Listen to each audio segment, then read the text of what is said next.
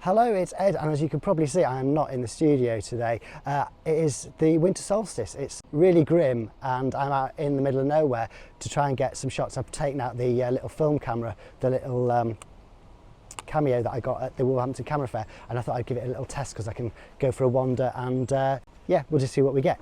I was sitting flicking through my phone, and there's lots of talk about the trends for 2024, and so I started thinking, what are the photography trends going to be for 2024? So I looked at a few sites and tried to see what the general sweep of opinion was, because obviously one person's going to say one thing, one's going to say another, and if you add them all together, you've got every trend in the book. But I've tried to look at what more than one person or organisation has said, and I made a few notes, so I thought I would just share that with you and then see what you thought, see if you think these are going to be trends, either continuing trends or new trends for next year. So I made a little list. One is high contrast photography. Now I think that's probably not new, but maybe it's a continuing trend. Drone photography, I guess more and more people are getting drones. Retro and vintage photography. Now again, I think that's certainly not a new trend, but maybe it's one that's going to continue. Minimalist photography, likewise. Instagram's just full of minimalist stuff, as I think I talked about when I was talking about constructing photography and fake images. Making images authentic, and then right next to that, increased use of AI. So kind of a contradiction there, is there? Analog renaissance. I mean, as you know, I've become a big film photographer, having not used it for a long time. So I see that as a trend that's already well on its way, but maybe it's good to see that people think it's going to continue and not just burn out in 24. Ethical and climate aware photography. Now I know that this is a thing because I get invites to go on workshops to make your photography more climate aware and stuff. I try to be climate aware and ethical in everything I do anyway, but it's interesting to see things like that appearing. Immersive and 3D photography. Now this is something that's been promised for years and years, but maybe 2024 is going to be the year it actually happens. Use of motion blur. I've actually got a video coming on that, which I did a few weeks back and I haven't uploaded yet, so it'd be quite interesting to see if that actually does happen, because I'd like to feel that I'd predicted it, but I didn't. It's just something that I think has been around all the time.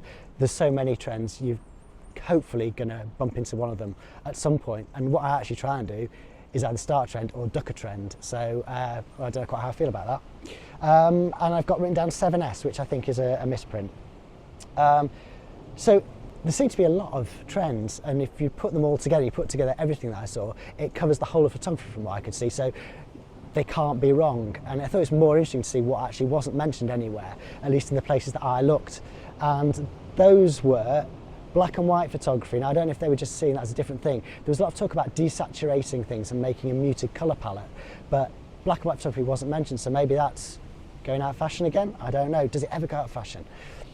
Out of focus photography. Again, it's obviously got limited use, but there are some great out of focus photographs, so maybe that is a way for me to duck the trends again, and I'll just do everything out of focus deliberately.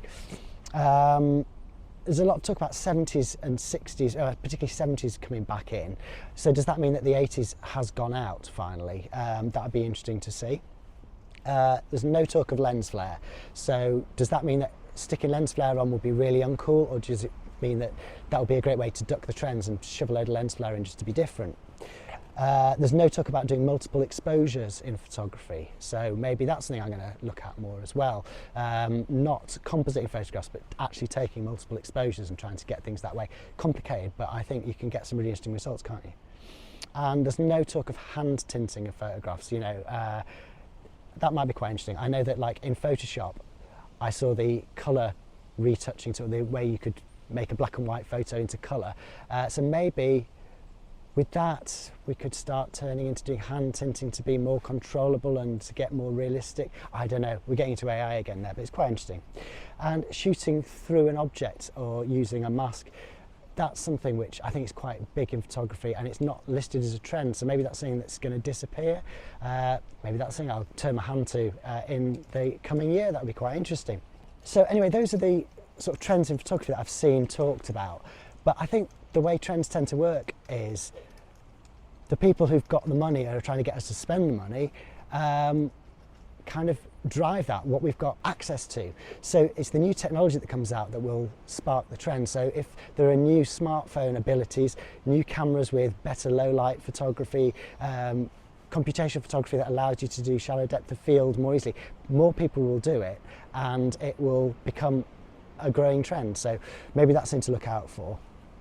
Also, obviously the fashion industry plays a big part in trends, and I had a look at what the colours are supposed to be for next year, and from what I could see, it was grey, green and purple are at least 3 of the key colours. I looked at the Pantone references as well. There are a few on there that could well be, they had different names, but they could well be those colours. So maybe it's going to be a great year for Lomochrome, because they've got Lomochrome purple, they've got Lomochrome turquoise, they're both in there, and I'm sure they've got a black and white film, so they could have Lomochrome grey, but then we talked about black and white going out.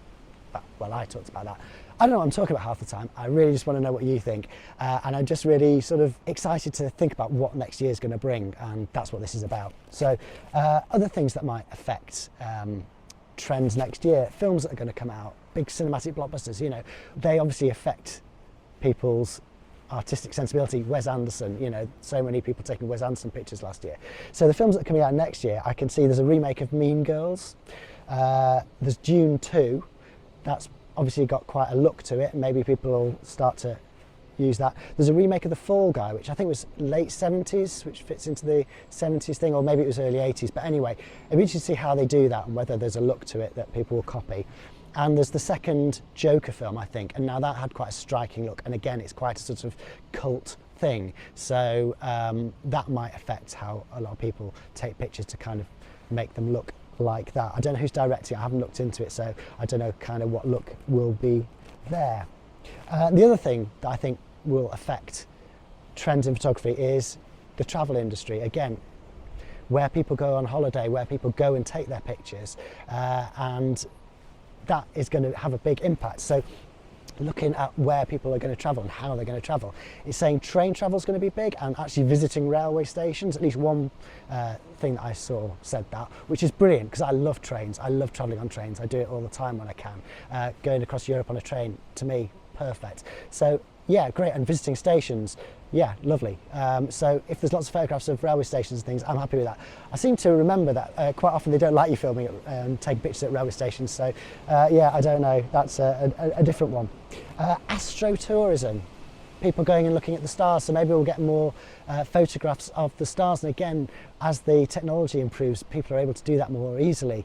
I know some of my in-laws take pictures of the stars and the moon and stuff, and they're getting some really nice pictures, so yeah, maybe that's going to be a big thing next year. Holidaying with grandparents, apparently. Yeah, so lots of pictures of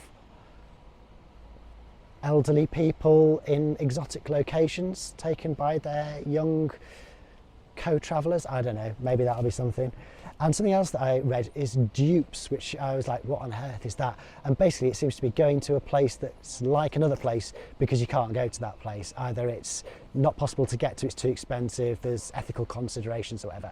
So yeah, I'm not quite sure how that will transfer into a photographic look, and I don't really know if that's something new. I mean, I remember people saying go to Prague, it's the Paris, it's the new Paris. So I guess there were a lot of photographs out of Prague when I was that age, because people were trying to rediscover the Paris of the 50s.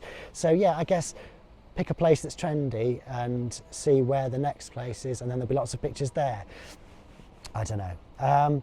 But yeah, gig tripping was another thing that I saw. There are lots of, they're called different things by different magazines and bloggers and things, but they're all kind of the same idea. But gig tripping's like going on holiday to see a concert. So maybe there'll be more concert footage, but can there actually be any more concert footage? It seems like everybody's got their phone in the air taking a picture of a concert whenever I go to one, so yeah. But anyway, that's just a big brain dump of all the things I've seen that are supposed to be trends related to photography in 2024. And I'd just be really interested to hear what you think are the trends that are going to take off in the next year, what is going to be the big thing, and I'll try and avoid it. I'll try and do something else and remain completely unsuccessful, but feeling artistically steadfast.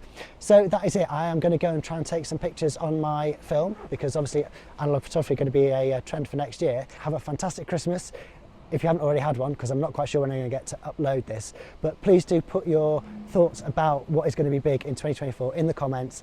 Like, subscribe, share, that does me a huge favour, and I will see you again for yet more content very soon. Bye for now.